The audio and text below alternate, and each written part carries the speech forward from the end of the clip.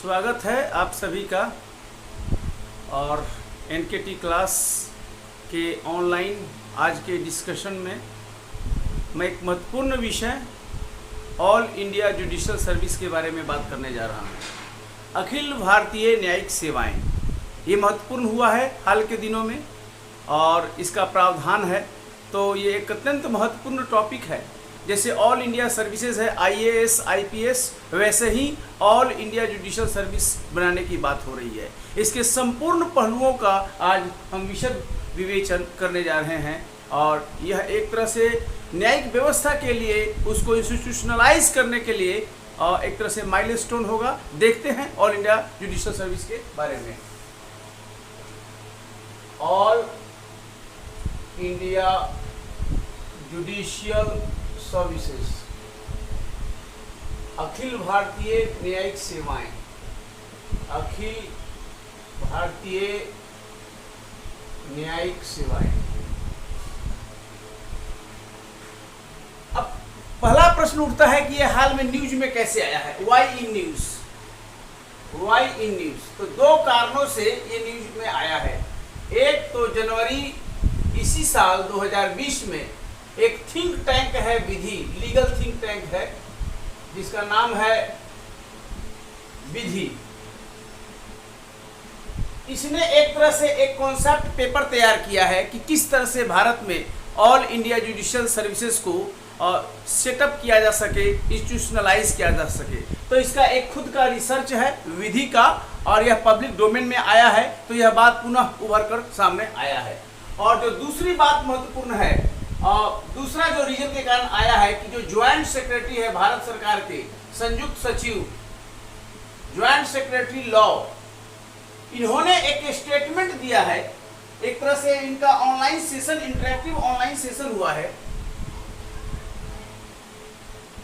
Interactive online session में इन्होंने बोला है, ज्वाइंट सेक्रेटरी लॉ है और यह सेशन 31 मई को हुआ है। That session is conducted on 31 May 2020, जिसमें उन्होंने ये बात कहा है कि government of India is considering for institution of all India judicial services. इसी को यहां पर लिखें, all India judicial services in short. यानी भारत सरकार विचार कर रही है ऑल इंडिया जुडिशियल सर्विसेज के बारे में विचार करने के लिए, ये बात कर रही है, भारत सरकार के माइंड में है। तो दो बातें महत्वपूर्ण हुई है। एक, जो लीगल थिंक टैंक है विधि, उसका कॉन्सेप्ट पेपर आया है, उस पर उसका रिसर्च पेपर आया है, पब्लिक डोमेन में है, जिसमें यह बात आई है कि किस तरह से भारत में अखिल भारतीय न्यायिक सेवाएं और ऑल इंडिया जुडिशियल सर्विसेज को स्थापित किया जा सकता है।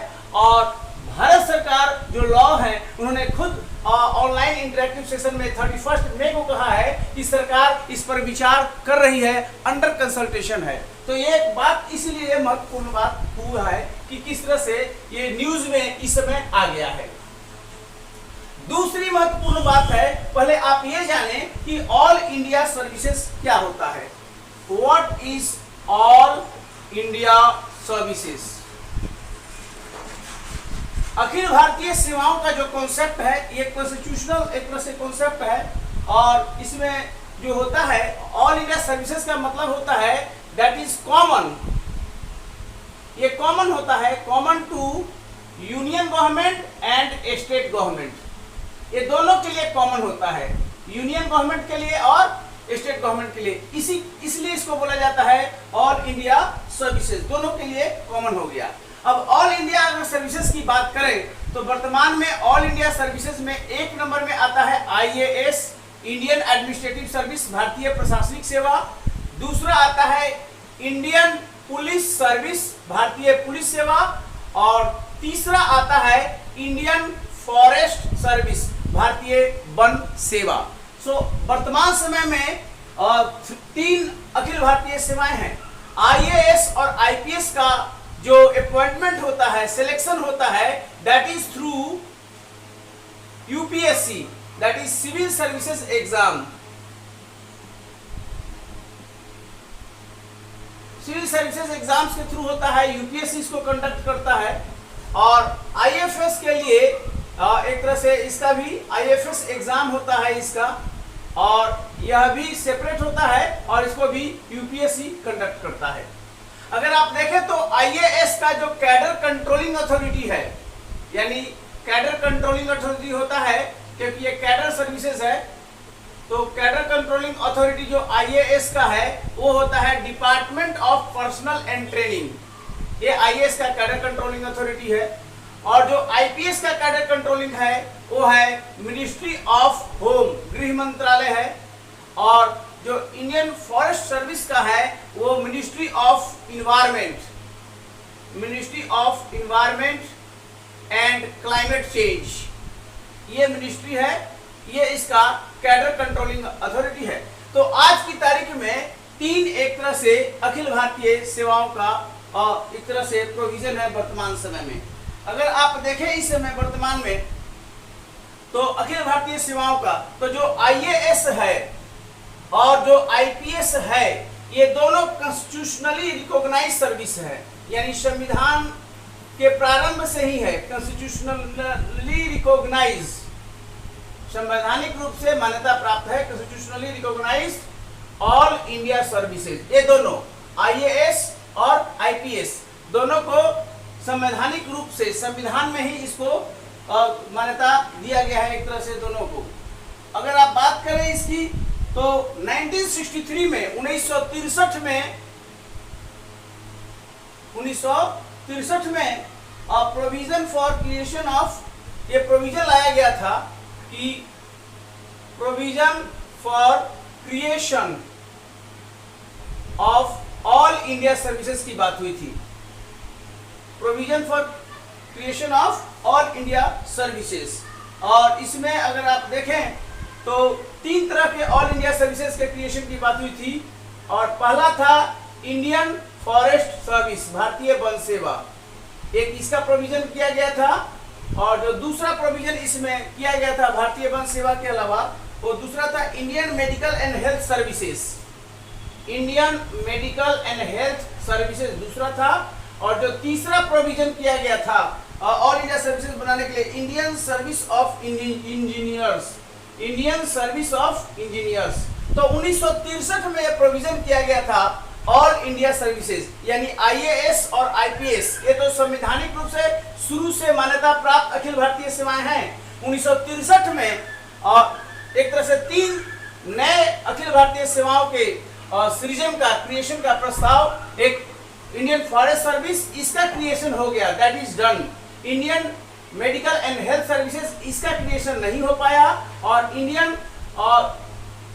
इंडियन सर्विस ऑफ इंजीनियर्स, इसका भी गठन नहीं हो पाया। तो इस प्रकार से 1963 से यह भी एक ऑल इंडिया सर्विसेज बन गया, जिसको कहते हैं भारतीय वन सेवा, सिंस 1963। तो आज की तारीख में कुल मिलाकर ये तीन ऑल इंडिया सर्विसेज आपके सामने हैं। तो एक इंपॉर्टेंट बात ये हो गई। अब ये देखना पड़ता है कि ऑल इंडिया सर्विसेज जो पहले से है, आईएएस आईपीएस, और एक नया कंस्टिट्यूट हुआ, तो अब बात हो रही है एक नए ऑल इंडिया सर्विसेज के बारे में, जिसका नाम है अखिल भारतीय न्यायिक सेवाएं, ऑल इंडिया जुडिशियल सर्विसेज। उसके बारे में अगर हम बात करें तो इसका कॉन्स्टिट्यूशनल बैकग्राउंड क्या है? कॉन्स्टिट्यूशनल बैकग्राउंड यानी संवैधानिक पृष्ठभूमि अगर देखें of all India judicial services, महत्वपूर्ण बात यह है कि संविधान इसके बारे में क्या कहता है, क्या अखिल भारतीय न्यायिक सेवाओं के गठन का संवैधानिक प्रावधान है, ये एक देखना पड़ेगा। तो जो संवैधानिक प्रावधान है वो है आर्टिकल 312 में, 312(1) में ये कहा गया है कि सरकार अतिरिक्त ऑल इंडिया सर्विसेज को ला सकती है। और यह जो प्रावधान 3121 है, ये लाया गया था संविधान संशोधन के through. This was inserted through constitution amendment act, that is 42nd constitution amendment act 1976। 1976 में 42वें संविधान संशोधन के तहत इसको इंसर्ट किया गया। This was inserted through 42nd constitution amendment act 1976 और इसमें यह बात थी और यह जो इंसर्शन किया गया था that is on recommendation of Swaran Singh committee. Swaran Singh committee यानी स्वरण सिंह कमेटी के रिकमेंडेशन पर बहुत सी बातों को 42nd अमेंडमेंट में लाया गया था। उसमें एक बात यह भी थी 3121 के तहत कि ऑल इंडिया सर्विसेज को लाया जा सकता है, अतिरिक्त ऑल इंडिया सर्विसेज को इंस्टीट्यूशनलाइज किया जा सकता है और उसमें ऑल इंडिया जुडिशियल सर्विसेज भी शामिल होगा। तो संविधान में क्लियर कट प्रावधान है और इसका प्रोसेस भी बताया गया। यहां से तो प्रावधान कर दिया गया, प्रोविजन कर दिया गया कि कैसे बन सकता है कि नहीं, तो यह प्रोविजन हो गया और प्रोविजन के बाद इसका प्रोसेस भी दिया गया और प्रोसेस ये दिया गया कि ऐसा अगर कोई भी नया ऑल इंडिया सर्विसेज अगर बनाना है, knew all India services including all India judicial services, तो कैसे बनेगा। तो कहा गया कि भारत का जो उच्च सदन है पार्लियामेंट का, राज्यसभा जो है, जो उच्च सदन है, तो राज्यसभा में एक रिजोल्यूशन आएगा, ऐसा रिजोल्यूशन, और यह रिजोल्यूशन को राज्यसभा पास करेगी 2/3 ऑफ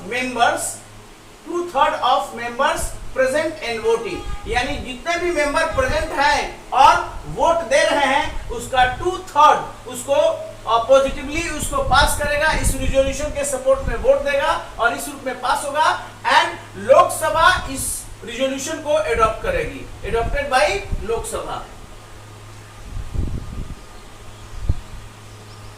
एडॉप्टेड बाय लोकसभा, और लोकसभा इस रिजोल्यूशन को एडॉप्ट कर लेगी। यानी कि चाहे वो अखिल भारतीय न्यायिक सेवा का मामला हो या कोई भी ऑल इंडिया सर्विसेज का मामला हो, वो कैसे बनेगा, तो सबसे पहले राज्यसभा में ये प्रस्ताव आएगा, ये रिजोल्यूशन आएगा, राज्यसभा 2/3 सदस्यों के जो प्रेजेंट और वोटिंग है उसे इस रिजोल्यूशन को पास करेगी एंड देन लोकसभा उस रिजोल्यूशन को एडॉप्ट करेगा। लेकिन राज्यसभा ये रिजोल्यूशन तभी लाएगा जब यह नेशनल इंटरेस्ट में हो, यानी कि राष्ट्रहित में हो।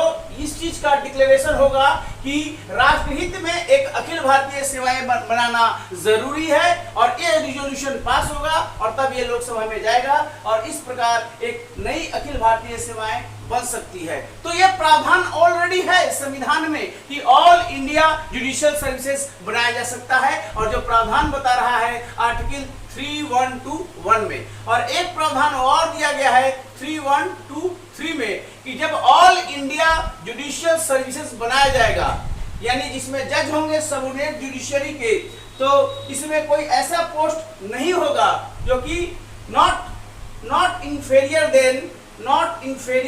देन डिस्ट्रिक्ट जज, यानी डिस्ट्रिक्ट जज से नीचे का पोस्ट इस ऑल इंडिया जुडिशियल सर्विसेज में नहीं आएगा। तो कुल मिलाकर दो बातें स्पष्ट है।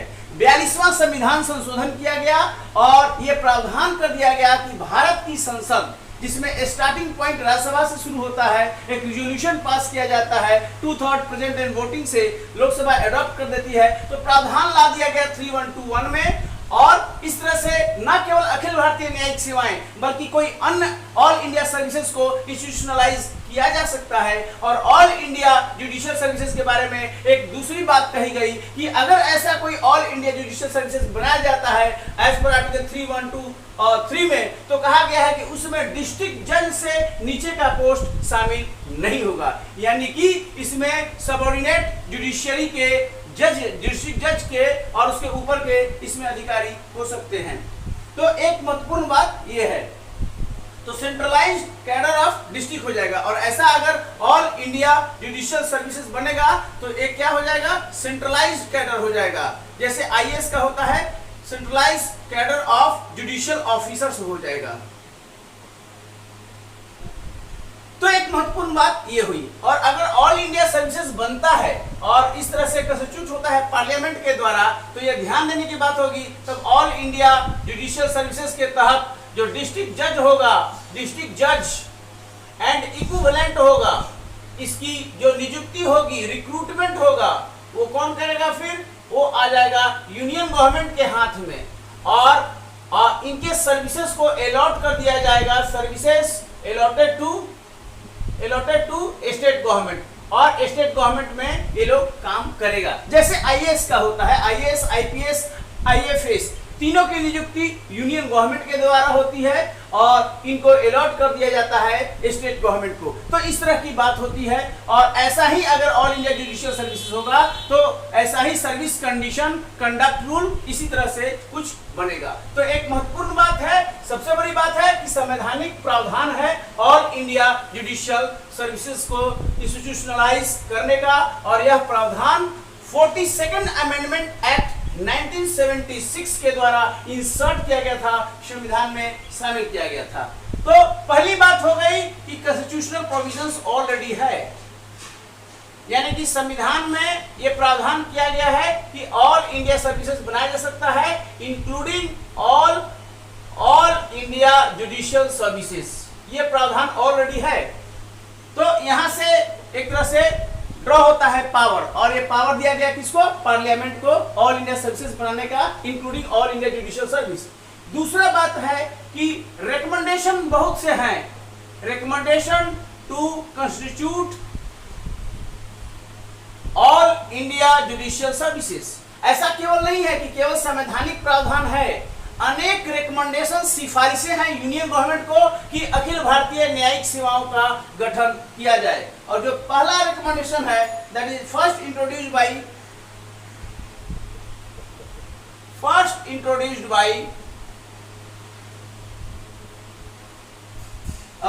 14th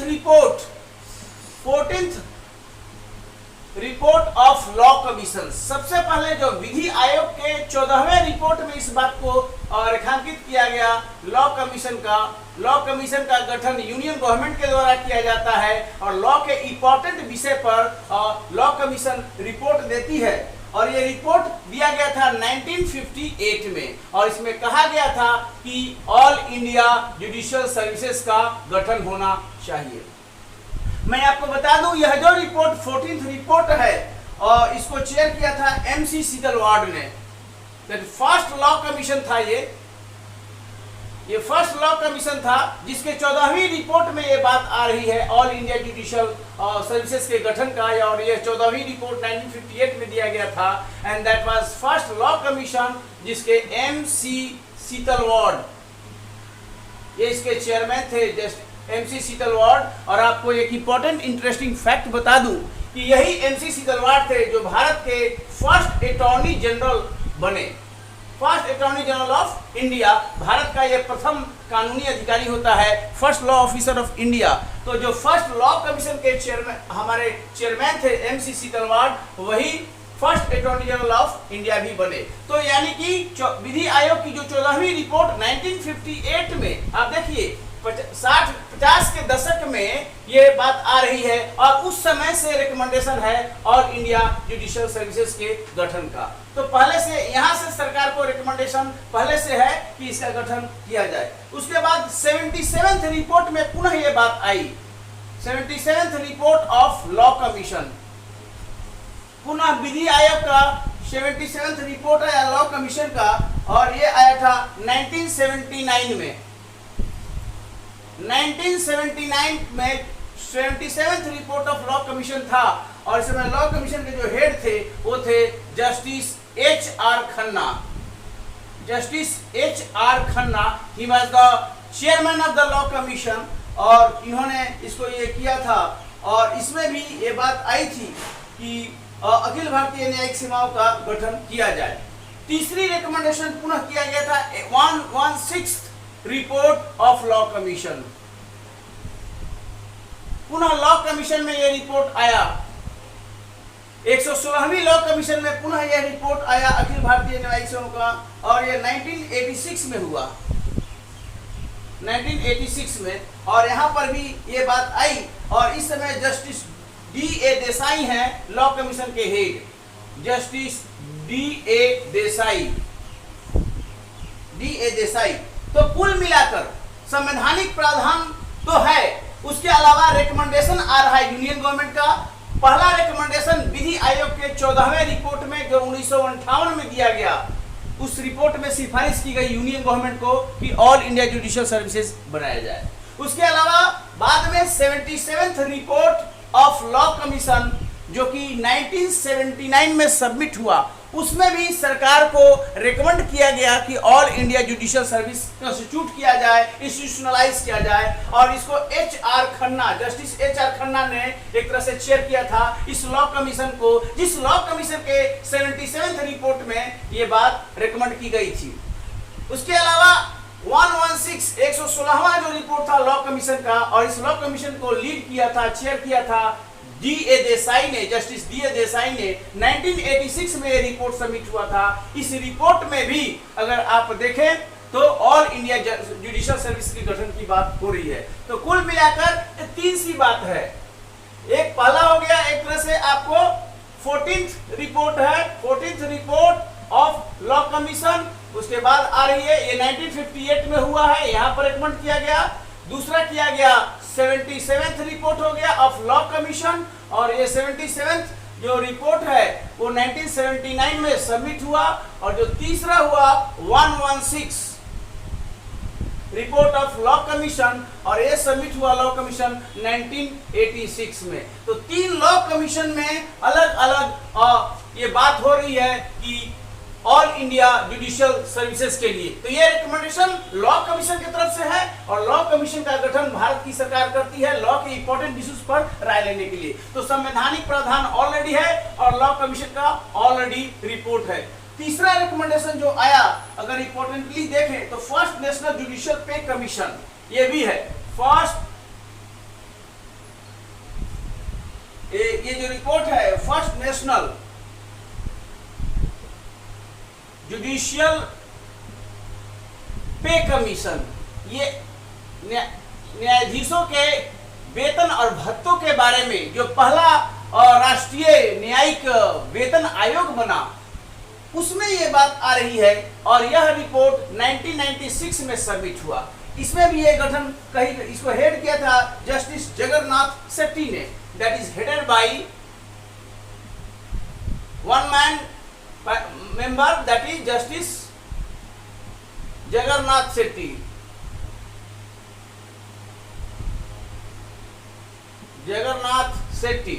जगन्नाथ सेट्टी ने इसको लीड किया था first national judicial pay commission, और यहां पर भी ये रेकमेंड किया गया था कि ऑल इंडिया जुडिशियल सर्विस का गठन हो। तो ऑल इंडिया जुडिशियल सर्विस गठन के लिए संवैधानिक प्रावधान हो गया। 3 बार लॉ कमीशन का रिकमेंडेशन है, 1958 में, 79 में, 86 में, और first national judicial pay commission 1996 में इसकी बात हो रही थी कि इसका गठन किया जाए। जो चौथी महत्वपूर्ण बात है वो है कि सुप्रीम कोर्ट ऑफ इंडिया क्या कह रहा है on all India judicial service. Supreme court में भी इस विषय पर डिस्कशन हुआ, केस में आया ऑल इंडिया जजेज एसोसिएशन में, ऑल इंडिया जजेज association versus union of India, ये केस का नाम है ऑल इंडिया जजेज association versus union of India 1992 में। और सुप्रीम कोर्ट ने भारत की सरकार को ऑल इंडिया जुडिशियल सर्विसेज बनाने के लिए एक तरह से एडवाइस किया। तो अब सुप्रीम कोर्ट का भी एडवाइस 1992 में आ गया, ये एक इंपॉर्टेंट बात है।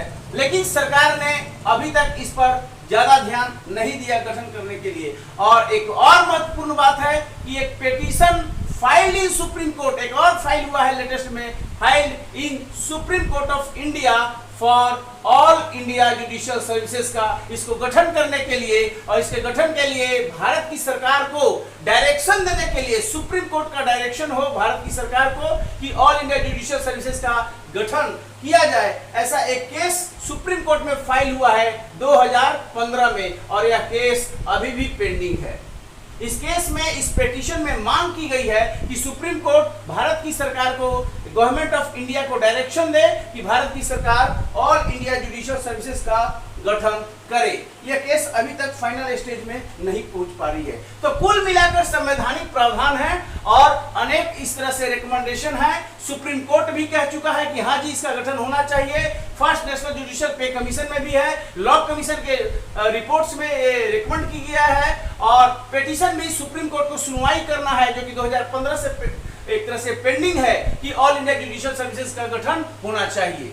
अब क्यों गठन होना चाहिए, इसका मेरिट क्या है, ये इंपॉर्टेंट है, बहुत महत्वपूर्ण टॉपिक है। अगर ऑल इंडिया जुडिशियल सर्विसेज का गठन होता है, तो अभी क्या होता है कि हर राज्य अपना अलग अलग कोई कमीशन के माध्यम से और अलग अलग तरीके से ऑल इंडिया जुडिशियल सर्विसेज का गठन करते हैं। हर राज्य की अलग अलग मेथड है, मोडस ऑपरेंडी है, रिक्रूटमेंट रूल्स है कि किस तरह से ऑल इंडिया जुडिशियल सर्विसेज होगा, तो उसमें क्या चेंजेस होगा, तो ये महत्वपूर्ण है। तो पहले आप ये सिस्टम अगर आता है तो merits of all India judicial services का क्या मेरिट होगा, मेरिट की अगर बात कर ले अगर आप, तो सबसे बड़ी बात है कि टू फिल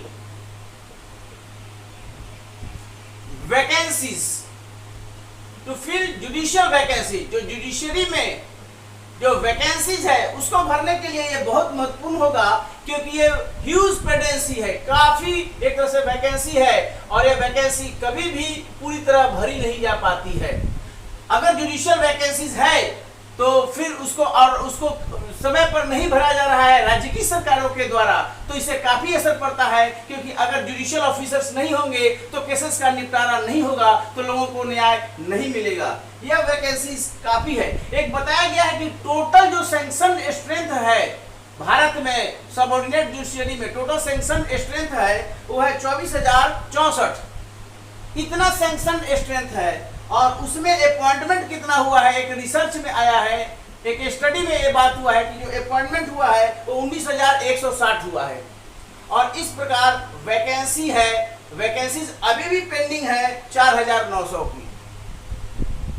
ये वैकेंसी लगातार बढ़ती जाती है, क्योंकि रिटायर करते जाते हैं और प्रमोट भी करते जाते हैं जुडिशियल ऑफिसर हायर जुडिशरी में, और इस प्रकार ये वैकेंसी हमेशा रहती है। तो जो सबसे बड़ा मेरिट पॉइंट है ऑल इंडिया जुडिशियल सर्विसेज का, कि अगर ऑल इंडिया जुडिशियल सर्विसेज बन गया तो इसका सबसे बड़ा बात है कि हर साल ऑल इंडिया जुडिशियल सर्विस के लिए रिक्रूटमेंट होगा यूनियन गवर्नमेंट के द्वारा, जैसे यूपीएससी के माध्यम में होता है, civil services, IAS, IPS, IFS, हर साल इनका रिक्रूटमेंट होता है। अगर ऑल इंडिया सर्विसेज बन जाएगा तो फिर वैकेंसी नहीं रहेगी, और जितनी वैकेंसी हर साल अराइज करेगी, जितनी वैकेंसी कम्युनिकेट होगी राज्य की सरकारों के द्वारा, उतना हर साल वैकेंसी के अनुसार उतना रिक्रूटमेंट भारत की सरकार यूनियन गवर्नमेंट करके राज्यों को अलॉट कर देगी। तो यही मेरी पॉइंट सबसे बड़ा है कि जो जुडिशियल वैकेंसीज हैं वो वैकेंसीज का एक निदान है ऑल इंडिया जुडिशियल सर्विस। और जो दूसरा महत्वपूर्ण बात है, to enrich quality of justice. जाहिर सी बात है, अगर ऑल इंडिया जुडिशियल सर्विस बनता है और इस तरह से ऑल इंडिया लेवल पर, पैन इंडिया लेवल पर अगर कॉम्पिटिटिव एग्जाम्स के माध्यम से जुडिशियल ऑफिसर्स का रिक्रूटमेंट होता है, तो इसमें टॉप लेवल के जो टैलेंट हैं वो आएंगे, और इसके माध्यम से क्वालिटी ऑफ जस्टिस बहुत अच्छा रहेगा, इसमें कोई डाउट नहीं है। और थर्ड है, ये भी एड्रेस करेगा जो लुकेना है ऑफ स्टेट मशीनरीज, यानी कि राज्यों की जो सिस्टम है उसमें अनेक दोष है, लुकेना है, उसका भी समाधान ऑल इंडिया जुडिशियल सर्विस, चूंकि ये कॉमन होगा, यूनिफॉर्म होगा, भारत की सरकार के द्वारा होगा, तो इसका भी ये हो जाएगा। और टू अट्रैक्ट बेस्ट टैलेंट, अभी कोई आना नहीं चाहता जुडिशियल सर्विसेज में, बहुत कम लोग आना चाहते हैं, वो लोग बाहर में जाना चाहते हैं। जितने भी लॉ स्कॉलर्स हैं और जो कि लॉ के प्रति उनका जो प्रोफेशन है, वो लोग जुडिशियल सर्विस में नहीं जाना चाहते हैं, रेदर वो लोग बार में एडवोकेट के रूप में वो काम करना चाहते हैं। लेकिन अगर ऑल इंडिया जुडिशियल सर्विस होगा तो इससे क्या होता है कि बेस्ट टैलेंट जुडिशियल सर्विसेज में आ सकता है। तो एक महत्वपूर्ण बात ये है। और दूसरा बात, एक कोऑपरेटिव फेडरलिज्म को भी बढ़ावा देगा। अगर आप इसको पॉजिटिव देखें तो कोऑपरेटिव फेडरलिज्म को भी बढ़ावा देगा, क्योंकि जिस तरह से आईएएस है, आईपीएस है, नियुक्ति करता है यूनियन गवर्नमेंट और उनके सर्विसेज को अलॉट करता है, राज्यों को अलॉट कर दी जाती है, उसी प्रकार ऑल इंडिया जुडिशियल सर्विसेज का भी जो अपॉइंटमेंट होगा, रिक्रूटमेंट होगा, भारत की सरकार करके राज्यों को दे देगी। तो इससे कोऑपरेटिव फेडरलिज्म भी और स्ट्रांग होगा, इंस्टीट्यूशनलाइज होगा। और इसके माध्यम से जो दूसरा इंपॉर्टेंट बात है कि ये बेटर बार बेंच कॉपरेशन बढ़ेगा। जो बार है, एडवोकेट है, और जो जजों का जो बेंच है, उसके बीच में भी एक तरह से बेटर इक्वेशन और बेटर रिलेशन होगा। तो कुल मिलाकर इसका मेरिट बहुत ज्यादा है कि वैकेंसीज ठीक होगी, क्वालिटी जस्टिस की अच्छी होगी, उसके अलावा जो स्टेट मशीनरी में जितने भी लुकेना है, दोष है, वो ठीक होंगे, बेस्ट टैलेंट आएगा ऑल इंडिया जुडिशियल सर्विस के माध्यम से, और ये केंद्र और राज्यों के बीच में बेहतर समन्वय होगा, कोऑपरेटिव फेडरलिज्म की इससे और इंस्टीट्यूशनलाइज होगा और बार और बेंच दोनों के बीच में बेटर रिलेशन बनेगा, बेटर संबंध बनेगा। ये एक महत्वपूर्ण बात है। अब अगर इतना मेरिट है ऑल इंडिया जुडिशियल सर्विस के इंस्टीट्यूशनलाइज में, तो सवाल उठता है कि फिर हो क्यों नहीं पाया। संविधान में प्रावधान है, लॉ कमीशन की रिपोर्ट कह रही है कि ये होना चाहिए, सारी बातें हैं, बट फिर भी ये नहीं हो रही है। तो फिर इश्यूज क्या है, ये आपको देखना है कि भी 1958 में पहली बार और रिपोर्ट में आई थी कि ये बनना चाहिए, लेकिन आज तक नहीं हुआ। तो सबसे बड़ी बात है कि आपको देखना है कि जो इश्यूज है वो है fear of centralisation. Fear of centralisation सबसे बड़ी बात है। इस समय जो इशू है, अगर आप देखें इसको, तो एडमिनिस्ट्रेशन ऑफ जस्टिस और constitution and organisation of all courts, ये मैं आपको बता दूं, एडमिनिस्ट्रेशन ऑफ जस्टिस, कॉन्स्टिट्यूशन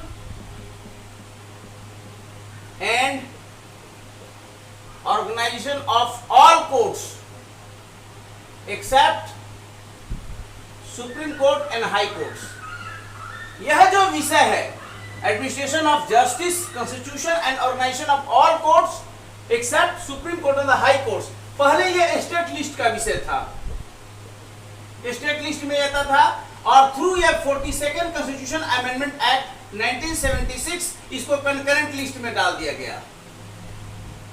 तो इसका मतलब है अब यूनियन गवर्नमेंट कानून बना सकती है और यही आधार बनता है ऑल इंडिया जुडिशियल सर्विसेज के बारे में। तो फियर ऑफ सेंट्रलाइजेशन ये हो रहा है कि इसमें जो है अगर कंकरेंट लिस्ट के तहत इस विषय पर ऑल इंडिया जुडिशियल सर्विस अगर बनता है तो इससे आर्टिकल 233 इससे डाइल्यूट होने की बात हो रही है। आर्टिकल 233 और 233 कहता है कि डिस्ट्रिक्ट जज का अपॉइंटमेंट कैसे होगा। तो डिस्ट्रिक्ट अभी जो वर्तमान में प्रोविजन है, तो डिस्ट्रिक्ट जज is appointed by governor, governor के द्वारा इनका अपॉइंटमेंट होता है डिस्ट्रिक्ट जज का, और in consultation with concern high court.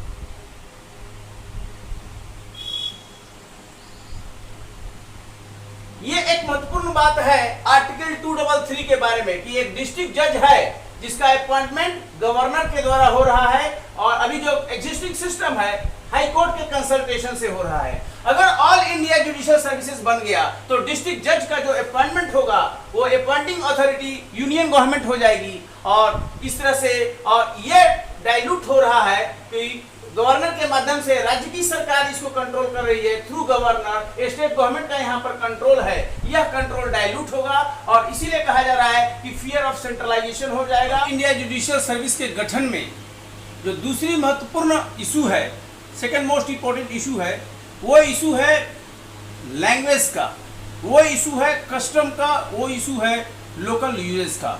So all India judicial service में जुडिशियल ऑफिसर्स का जो अपॉइंटमेंट होगा वो भारत की सरकार करेगी, वो यूनियन गवर्नमेंट के द्वारा किया जा रहा है, लेकिन उनकी पोस्टिंग अलग अलग राज्यों में होगी। अभी का जो सिस्टम है उसके अनुसार क्या होता है कि हर राज्य की सरकार अपने अपने यहाँ जुडिशियल ऑफिसर्स की नियुक्ति कर रही है, तो लोकल जो लोग पब्लिक है वहाँ पर, तो उनको वहाँ का कस्टम, उनका लोकल लैंग्वेज का ज्ञान है। लोकल लैंग्वेज का ज्ञान न रहना, कस्टम का ज्ञान न रहने से क्या होगा कि जस्टिस के डिलीवरी में इनकन्वीनियंस हो सकता है, इशू आ सकता है। यह भी एक महत्वपूर्ण माना जा रहा है कि इसका समाधान करना होगा कि किस तरह से वो जस्टिस डिलीवरी और आसानी होगी। जो तीसरा महत्वपूर्ण जो इशू है ऑल इंडिया जुडिशियल सर्विस के गठन में, वो क्या है कि अभी हाई कोर्ट का बहुत महत्वपूर्ण रोल होता है। वस्तुतः आज की तारीख में हाई कोर्ट लोकल जो कोर्ट है, सबऑर्डिनेट कोर्ट है, उसके अपॉइंटमेंट और सर्विस कंडीशन को एक तरह से उसको कंट्रोल करता है, सुपरवाइज करता है। तो अगर ऑल इंडिया जुडिशियल सर्विस का गठन हुआ तो हाई कोर्ट का यह जो कंट्रोल है वो डाइल्यूट होगा, और ये इंडिपेंडेंस ऑफ जुडिशरी के से सीधे सीधे मतलब रखता है। आपने देखा कि जिस तरह से 99 कॉन्स्टिट्यूशन अमेंडमेंट एक्ट 2014 और national judicial appointment commission act 2014 को सुप्रीम कोर्ट ने एक तरह से नल एंड वाइड डिक्लेयर कर दिया। किस ग्राउंड पर? कि यह जुडिशियल इंडिपेंडेंस को एक तरह से इंक्रोच करता है and supreme court declare that law unconstitutional. और नेशनल जुडिशियल अपॉइंटमेंट कमीशन के माध्यम से जजों की हायर जुडिशरी में यानी सुप्रीम कोर्ट और हाई कोर्ट में जजों की नियुक्ति होनी थी और साथ में जजों का ट्रांसफर होना था। तो अगर ऑल इंडिया जुडिशियल सर्विस बनता है तो इस बात को देखना होगा कि कहीं इस लॉ को भी एक तरह से चैलेंज न किया जाए सुप्रीम कोर्ट में, और supreme court independence of judiciary के नाम पर, जो कि संविधान का मौलिक ढांचा है, एक बेसिक फीचर है, उसको अनकॉन्स्टिट्यूशनल डिक्लेयर न कर दे। एक महत्वपूर्ण विषय ये है। जो चौथा महत्वपूर्ण विषय है वो रिजर्वेशन से संबंधित रखता है। अभी क्या होता है कि हर राज्य में रिजर्वेशन का अलग अलग नॉर्म है। कहीं पर 69% रिजर्वेशन है, कहीं पर 70% रिजर्वेशन है, कहीं पर जो मंडल कमीशन का जो लिमिट है उसके अनुसार रिजर्वेशन है। अब अगर ऑल इंडिया जुडिशियल सर्विस का गठन होता है तो वहां पर भारत सरकार का रिजर्वेशन नॉर्म अप्लाई करेगा और साथ में जो ओबीसी का जो सेंट्रल लिस्ट होगा उसके अनुसार वहां पर नियुक्ति होगी। अभी ओबीसी का जो लिस्ट है हर राज्यों के लिए अलग अलग लिस्ट है, यानी स्टेट वाइज लिस्ट के अनुसार होता है। तो जो रिजर्वेशन का एक जो फियर है कि कई लोगों को जो बेनिफिशियरी ग्रुप है उसको कम या ज्यादा हो सकता है, इस फैक्टर को भी देखना पड़ेगा। और जो पांचवा और अंतिम इशू है ऑल इंडिया जुडिशियल सर्विस के गठन के बारे में, कि जो डिस्ट्रिक्ट जज है या जो इक्विवेलेंट जुडिशियल पोस्ट है उसका नोमेनक्लेचर हर राज्य में अलग अलग है। सो एक इशू आएगा कि जो डिफरेंट नोमेनक्लेचर है उसको एक तरह से रिकंसाइल करना पड़ेगा और कॉमन नोमेनक्लेचर देना पड़ेगा ताकि ऑल इंडिया जुडिशियल सर्विस का गठन हो सके। सो आपने देखा ऑल इंडिया जुडिशियल सर्विस के गठन के लिए काफी स्कोप है, संविधान में प्रावधान है, लॉ कमीशन का उसका रिपोर्ट है, और नेशनल पे कमीशन जो जुडिशियरी के पे से संबंधित है उसमें भी उसका रिकमेंडेशन है। सुप्रीम कोर्ट का जजमेंट कहता है all India judicial service commission के गठन के लिए तमाम उसके लाभ हैं, बेनिफिट्स हैं, फिर भी आज की तारीख में यह गठन नहीं हो रहा है। तो रोड ब्लॉक्स कहाँ है, कहां पर मुख्य बाधाएं हैं जिसके कारण ऑल इंडिया जुडिशियल सर्विस का गठन नहीं हो रही है? तो जो असहमति का जो मेन इशू है वो दो तरह से है। पहला इशू है राज्यों के स्तर पर और दूसरा इशू है हाई कोर्ट के स्तर पर। कुछ राज्य ऐसे हैं जिन्होंने इसको लिए सहमति दे दी है, ऑल इंडिया जुडिशियल सर्विस के गठन के लिए तैयार हैं, जैसे हरियाणा, मिजोरम, सिक्किम और त्रिपुरा। ये राज्य सरकार ने केंद्र को ग्रीन सिग्नल दिया है कि आप गठन कर सकते हैं। कुछ राज्य ऐसे हैं जो ऑल इंडिया जुडिशियल सर्विस के गठन का अपोज कर रहे हैं, उसमें महाराष्ट्र, मध्य प्रदेश, कर्नाटक, पंजाब, हिमाचल प्रदेश, मेघालय, नागालैंड और अरुणाचल शामिल है। कुछ राज्य ऐसे हैं जो ऑल इंडिया जुडिशियल सर्विसेज में सिग्निफिकेंट बदलाव चाहते हैं, चेंज चाहते हैं। इसमें बिहार, छत्तीसगढ़, मणिपुर, उड़ीसा और उत्तराखंड शामिल है। और कुछ राज्य की सरकारों ने इस पर कोई ओपिनियन और राय केंद्र की सरकार को अभी तक नहीं दिया है। इसमें गुजरात, उत्तर प्रदेश, आसाम, वेस्ट बंगाल, तेलंगाना, आंध्र प्रदेश, राजस्थान, तमिलनाडु, केरला, झारखंड और गोवा। स्पष्ट है राज्यों के स्तर पर राज्यों का जो मेजोरिटी है ऑल इंडिया जुडिशियल सर्विसेज के वर्तमान प्रावधान से सहमत नहीं है। तो यह देखना पड़ेगा कि यह कोऑपरेटिव फेडरलिज्म का मामला है, ये कहीं एक बड़ा फेडरल डिस्प्यूट न बन जाए, इसलिए इसको रिजोल्व करना पड़ेगा। एक असहमति का जो केंद्र है वो राज्यों के स्तर पर है, वो लोग सहमत नहीं हो रहा है ऑल इंडिया जुडिशियल सर्विस के गठन के बारे में। और जो दूसरा असहमति है वो हाई कोर्ट के साथ है। आपको मैं बताया संविधान का अनुच्छेद 235 वो हाई कोर्ट को इंपावर करता है, कॉन्स्टिट्यूशनल पावर देता है कि वो सबऑर्डिनेट जुडिशरी को, लोअर जुडिशरी को कंट्रोल करे। अब हाई कोर्ट में भी सहमति पूर्ण रूपेण नहीं है। कई हाई कोर्ट हैं जो सहमत हैं कि हाँ होना चाहिए, इसमें सिक्किम और हरियाणा हाई कोर्ट शामिल है। कुछ high court all India judicial service बनाने का विरोध किया है, उसमें आंध्र प्रदेश हाई कोर्ट, महाराष्ट्र, दिल्ली, गुजरात, कर्नाटक, केरला, तमिलनाडु, मध्य प्रदेश, मणिपुर, बिहार, पंजाब, आसाम शामिल है। ये हाई कोर्ट जो है इन राज्यों के, उन्होंने ऑल इंडिया जुडिशियल सर्विस के गठन का विरोध किया है। और कुछ हाई कोर्ट ने अभी तक कोई ओपिनियन नहीं दिया है, जिसमें कलकत्ता और जम्मू कश्मीर और राजस्थान हाई कोर्ट शामिल है। स्पष्ट है हाई कोर्ट इंडिया में जितने भी हाई कोर्ट हैं, 25 हाई कोर्ट हैं आज के तारीख में, उनमें भी सहमति का अभाव है। है कि केंद्र सरकार को वार्ता का राउंड शुरू करना चाहिए, डिस्कशन राउंड शुरू करना चाहिए। जो भारत की सरकार है उस राज्य सरकारों के साथ इंटेंस कंसल्टेशन शुरू करें और उनके जो भी इशू है, एप्रीहेंशन है, उनको रिजोल्व करना चाहिए। हाई कोर्ट के साथ भी यूनियन गवर्नमेंट को कंसल्टेशन का राउंड शुरू करना चाहिए और इसके बारे में और डिस्कशन करना चाहिए कि कैसे जो इश्यूज हैं हाई कोर्ट्स के, जो इश्यूज हैं और राज्य सरकारों के, उसको कैसे रिजोल्व किया जा सके। पहली बात तो है असहमति है, जो इश्यूज है उसको रिजोल्व किया जाए थ्रू डिस्कशन। और जो महत्वपूर्ण दूसरी बात है कि जो draft all India judicial services जो बिल है, उस बिल को सरकार को चाहिए पब्लिक डोमेन में लाना। पब्लिक फीडबैक भी लेना जरूरी है क्योंकि जस्टिस का अल्टीमेटली जो रिलेशन है वो पब्लिक के साथ है। जस्टिस पब्लिक के लिए हो रही है तो पब्लिक का ओपिनियन लिया जाना चाहिए। जो तीसरी महत्वपूर्ण बात है कि अगर भारत की सरकार ऑल इंडिया जुडिशियल सर्विस बनाना चाहती है तो उसके लिए संविधान में कोई अमेंडमेंट नहीं करना पड़ेगा। Under article 368 no constitution amendment bill is required to institutionalise all India judicial service. इसके लिए एक साधारण कानून, ऑर्डिनरी लॉ बनाना होगा। और वो लॉ कैसे बनेगा? वो लॉ बनेगा, सबसे पहले रिजोल्यूशन राज्यसभा में आएगा। जब राज्यसभा ये डिक्लेयर करेगी कि यह नेशनल इंटरेस्ट में है, राष्ट्रहित में है ऑल इंडिया जुडिशियल सर्विस बनाना, और इस रिजोल्यूशन को Rajya Sabha 2/3 members present and voting से उसको एडॉप्ट पास करेगी। राज्यसभा पास करेगी तो पुनः यह लोकसभा में जाएगा और लोकसभा भी सामान्य बहुमत, सिंपल मेजोरिटी के साथ इस लॉ को बना देगी और इस प्रकार ये लॉ होगा। तो बंधुगण, सबसे बड़ा इशू है ऑल इंडिया जुडिशियल। आज की तारीख में जुडिशियल रिफॉर्म्स सबसे बड़ा होगा अगर ऑल इंडिया जुडिशियल सर्विस बन जाता है। जिस तरह से आईएएस है, जिस तरह से आईपीएस है, आईएफएस है, रिक्रूटमेंट भारत की सरकार करती है, उनकी सेवाएं राज्य सरकार को सौंप दी जाती है। उसी प्रकार अगर ऑल इंडिया जुडिशियल सर्विस बनेगा तो भारत की सरकार नियुक्ति करेगी और हर साल जितनी भी वैकेंसी आएगी उसका रिक्रूटमेंट होगा और उनकी पोस्टिंग राज्य सरकारों में दी जाएगी कैडर वाइज। इससे क्या होगा? वैकेंसी नहीं होगी और क्वालिटी ऑफ जस्टिस बहुत अच्छा हो जाएगा, अच्छा टैलेंट ग्रुप आएगा। आज की तारीख में कोई नहीं आना चाहता है, बहुत से लोग अवॉइड करते हैं और वो लोग बाहर में जाना चाहते हैं, एडवोकेट के रूप में काम करना चाहते हैं। क्यों? क्योंकि सर्विस कंडीशन अच्छा नहीं है। अगर यूनिफॉर्म सर्विस कंडीशन हो जाएगा तो इससे जुडिशियल में बहुत बड़ा रिवैम्पिंग होगा, जुडिशियल रिफॉर्म होगा। तो ऑल इंडिया जुडिशियल सर्विस बनाने के लिए सरकार इस समय काफी गंभीर है, सीरियस है। विधि का जो एक रिपोर्ट आया है, एक तरह से जो थिंक टैंक है, और ज्वाइंट सेक्रेटरी भारत सरकार लॉ ने भी बोला है कि सरकार विचार कर रही है। उन्होंने कहा है कि असहमति के जो राज्यों के बीच में है, जो हाईकोर्ट के बीच में है, उसको ठीक करने का प्रयास किया जा रहा है थ्रू कंसल्टेशन।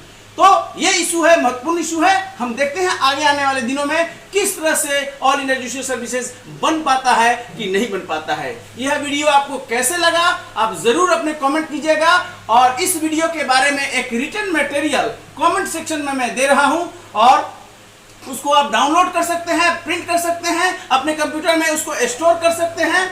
और अगर आपने हमारे YouTube चैनल को अभी तक सब्सक्राइब नहीं किया है तो इसको जरूर सब्सक्राइब कीजिएगा। और हमारा YouTube चैनल का नाम है NKT classes for UPSC and PSC। Thank you very much.